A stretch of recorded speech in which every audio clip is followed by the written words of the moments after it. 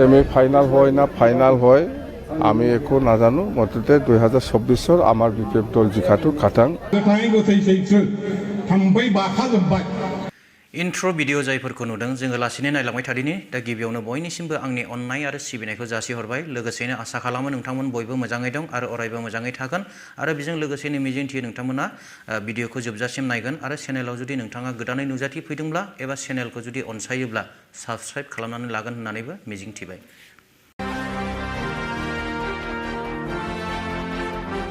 कुसुगाव ब्लकनि आन्डाराव गाम्बारि बिल ओनसोलाव बिपिएफनि मोनसे गेदेरथार जयनिं हाबाफारि जानानै थांबाय।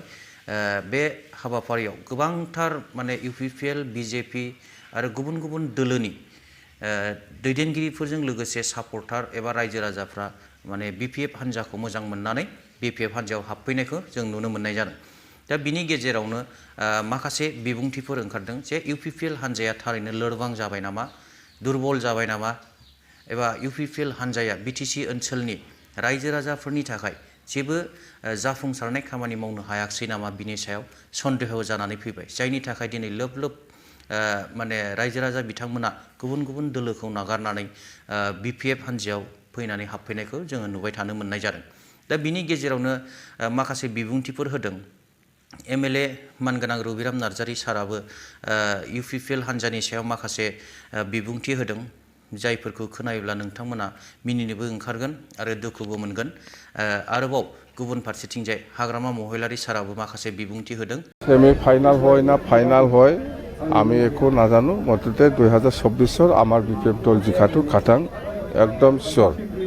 আৰু প্ৰমোদ বড়োৱে আজি যিখিনি কাম কৰি আছে জিৰ' একদম জিৰ' একো কাম কৰা নাই। সি অকল পইচা খাওয়ার ধান্দাত কাম কৰি আছে। আজি আপোনালোকে দেখিছে বহুত বড় মহিলা আই মাতৃসকলে আমাৰ ওচৰত কমপ্লেইন দিছে আমাক একো দিয়া নাই, বুঢ়ী পেঞ্চন দিয়া নাই, অৰুণোদয় স্কিম দিয়া নাই। ইহঁতৰ UPPLৰ মানুহে একজনে 2টা 3টা স্কিম লৈছে বুলি এনেকুৱা কমপ্লেইন দি আছে। মুঠতে অকল বড়োৰ কথা নহয়, মুছলিম মহিলাসকলেও কমপ্লেইন দিছে, ৰাভা মহিলাসকলেও কমপ্লেইন দিছে, বেংগলীসকলেও কমপ্লেইন দিছে। মুঠতে UPPL চৰকাৰে আজিৰ দিনত কোনো জাতি জনগোষ্ঠীৰ একো কাম কৰা নাই, জিৰ'। মিটিং মাতাং একো কৰিব নোৱাৰে, বিৰাট অৱস্থা গোটাই গোটাইছে थाम्फै बाखाजोब्बाय। खोनाबाय बे गोथै सहआव थाम्फैया जेरै बाखायो बानानै थाम्फै दैयो सेवहैयो अबस्थाया गोथाङावनो थाम्फै दैग्राया मोदोमाव बागथाबनानै थाखानाय बायदि अबस्था जाबाय बिसना रायजोफोर।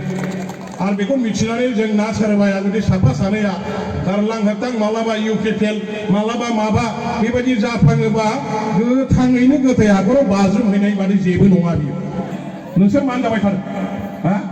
मालायखौ जादों जागारा जादों बुंलाबाय थाबाय, गासिबो दुर्नीति खालामदों बुंबाय।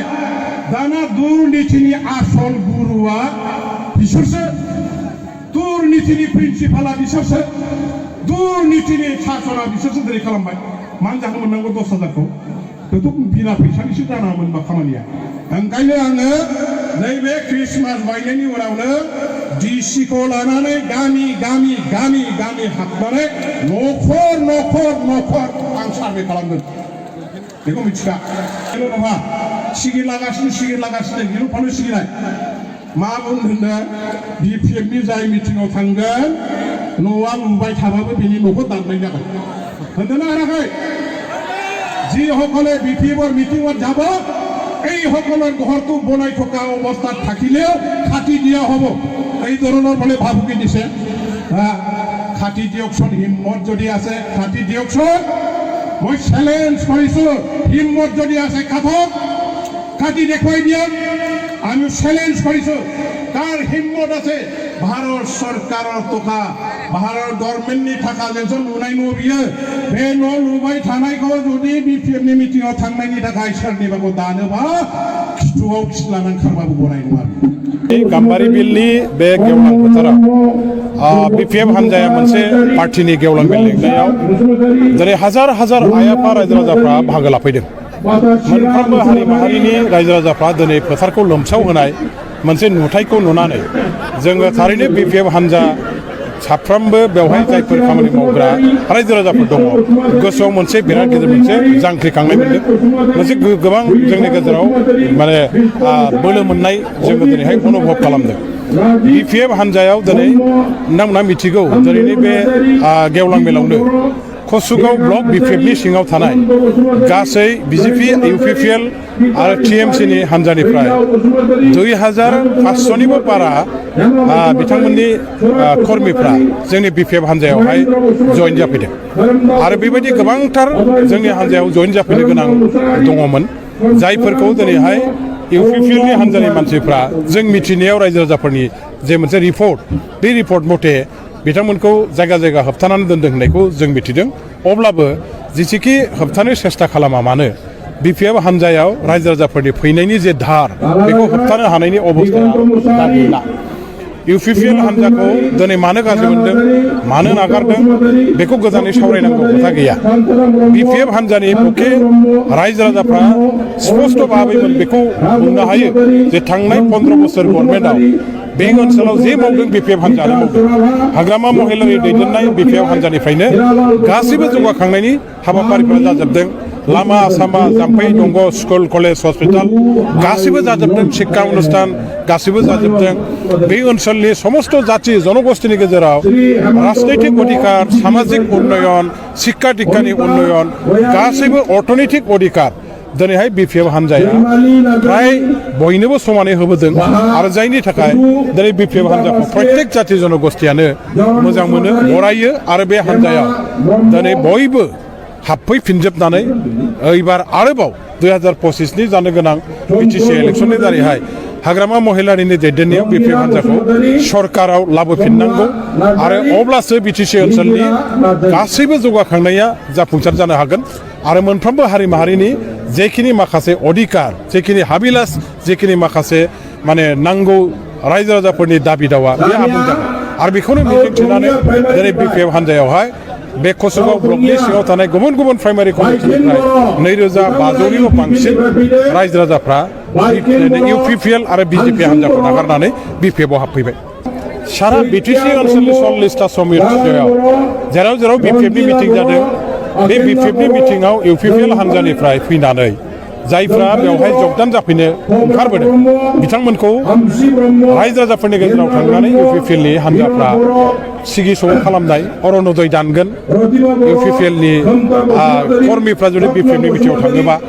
थिग बेबायदिनो TMAY नि न' दानगोन आरो सेल्फ हेल्प ग्रुपनि रेजिस्ट्रेसन बातिल खालामनाय जागोन आरो बे नैबे फंगुफोरनो जायफोरखौ माने सुजुग सुबिदा होदों बेफोरखौ दाननाय जागोन बायदिसिना खाबुनिफ्राय बिथांमोनखौ माने हाफामुवा खालामनायनि मोनसे सिगि सग खालामनानै बादा होनाय बेबायदिखौ जोङो अरायबो खोनाबोदों बेयावबो जादों खिन्थु मोनसे खोथाया बेखौ रायजो राजाफ्रा मिथिनानै लानाया दरखार दं जे UPPL हान्जानि BTC सरकारा बिथांमोनहा IUI नि न'खौबो दाननो हाया TMAY न'खौबो दाननो हाया सोरबा माने सेल्फ हेल्प ग्रुपनि रेजिस्ट्रेसनखौ बातिल खालामनो हाया सोरबा अरुणोदय आसनि मोननायखौ बिथांमोनहा दाननो हाया जुदि बिथांमोनहा बे हाबाफारिखौ लादावोब्ला बिथांमोननिनो गोबांथार बेनिफिसियारिफ्रा दानजानायाव दङ गतिके जोंनि गुबुन गुबुन जेसेबां रायजो राजाफोर दिनै UPPL खौ नागारनानै BPF आव फैनो गोसो गोनां बिथांमोननि बेबायदि अरुणोदय TMAY न' दानगोन बायदिसिनाखौ सिगि सग खालामनायखौ गिनानै